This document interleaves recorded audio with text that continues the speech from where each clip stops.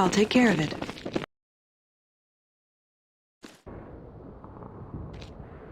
Here?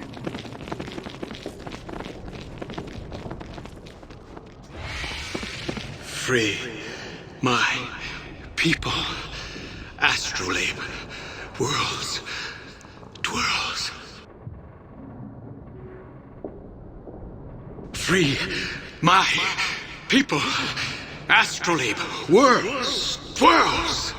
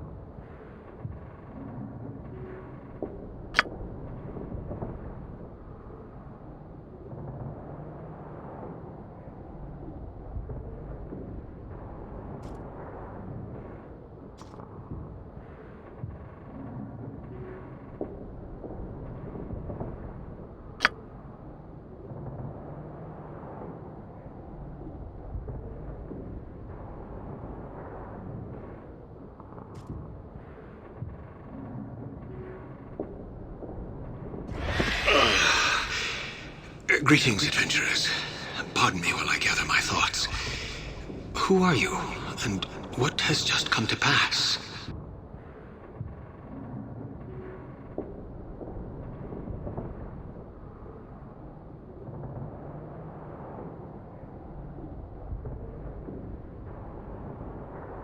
Indeed you have, noble adventurers. It must have taken great courage and strength to make it as far as you did, let alone restore some balance to my thoughts. I am eternally in your debt. But surely you did not come to the hand of the Seldarine on a whim. Tell me what it is you seek. You wish to learn what came to pass within the hand of the Seldarine. Very well. There is much to tell. Shall I start with the time of prosperity, the betrayal, or our darkest hour? In light of the greater threat of the orcish and goblin hordes of the north, we elves allied ourselves with the dwarves. The alliance was a desperate one, but it was either that or fall to the dark hordes. As both races prospered from our mutual cooperation, we furthered our bonds by creating powerful artifacts and weapons. Delicate dwarven craftsmanship, combined with ancient elven magic, yielded items of great power and unsurpassed beauty. With the unity of our two races wielding the magical benefits of our labor, the hordes were easily kept in check. Our cooperation continued, and we prospered in harmony for many decades, until the betrayal. You will need to be patient, as this is a bitter subject for me. A great debate ensued with our dwarven allies regarding the magic items created by our union. It seems the greed inherent in all dwarves could not be contained. They wanted to begin selling our magic items to the other settlements in the north. to allow others access to these artifacts, all for the sake of profit. I was appalled, but not surprised. Dwarves cannot resist their selfish nature for long. My people and I were adamant that the humans were not to have any access to any magical artifacts. After many months of debate, the dwarves conceded, and we thought the issue done.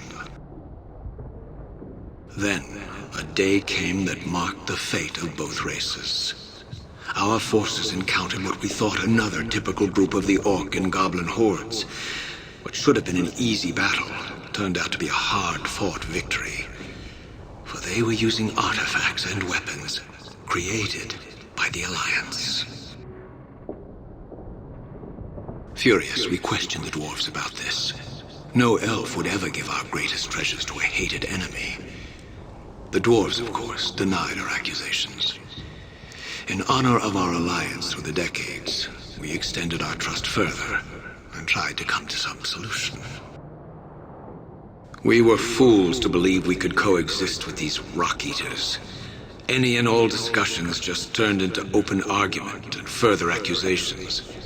Did the dwarves think we'd be stupid enough to assume that the artifacts just magically appeared in the Horde's camps? As to be expected, open conflict broke out. The decades of friendship and prosperity ended that day. The Alliance was no more. On that day, the elves of the Hand of the Seldarine were alone against the dwarves and the goblinoid hordes. You wish to learn what came to pass within the Hand of the Seldarine? Very well. There is much to tell. Shall I start with the time of prosperity, the betrayal, or our darkest hour?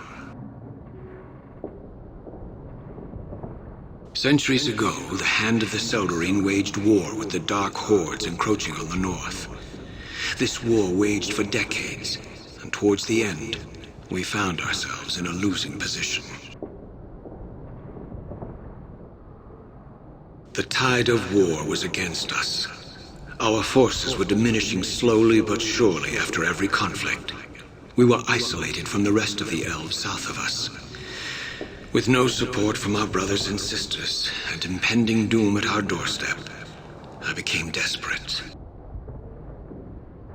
I concocted a plan to protect my people and buy us some time. Ancient elven magic speaks of a spell used in days of old, named the Mythal.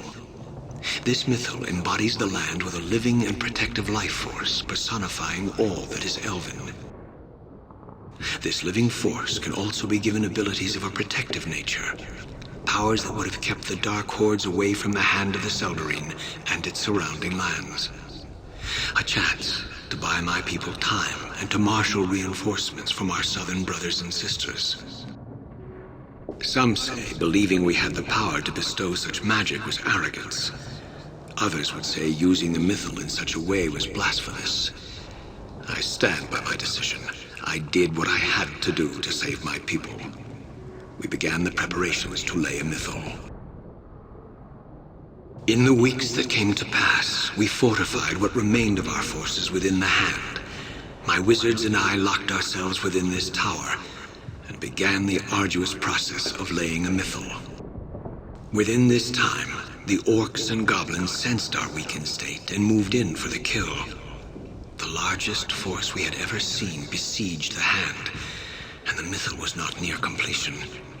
We knew this was our last stand, and my people knew they had to buy time. For a week, we held the Horde back. Entrenched in our home, my people fought, and the Horde paid dearly for every room of the Hand they took. For every elf that fell, the Horde paid tenfold. For all the sacrifices my people made, the last line was breached in a week's time.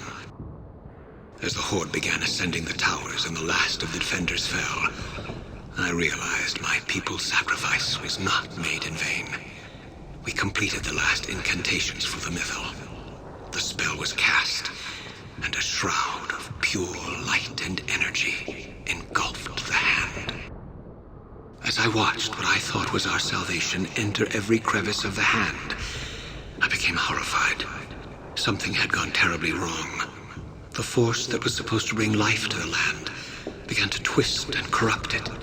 It was draining everything and everyone within the hand of its soul. I watched as every living thing within the hand of the Seldarine had its life drained to the brink of death, driving them mad. Those who died in the battle began to rise as hideous undead. It was at this point where I realized I wasn't the only one watching the rampant destruction of the hand and all within. Standing before me was Labelis Enereth, the elven god of longevity and time. He was angry with me, angry as he saw the most ancient of elven magic used with carelessness, angry as he watched the lives in the land of his people being unnaturally twisted, angry that my pride and arrogance led to the breakdown of the union between the elves and the dwarves. I was transformed into a Baelnorn. My punishment was to watch over the runes of the hand of the Seldarine and its people, cursed forever, until the Astrolabe was restored by putting my people to proper rest. You wish to learn what came to pass within the hand of the Seldarine? Very well. There is much to tell. Shall I start with the time of prosperity, the betrayal, or our darkest hour? As simple as that question is, I do not have an answer. Perhaps there are other elves here that need my help to return to Arvindor. Maybe there is something else I need to resolve in order to complete my punishment.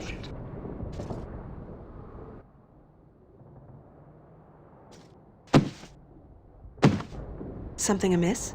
Here? You have returned.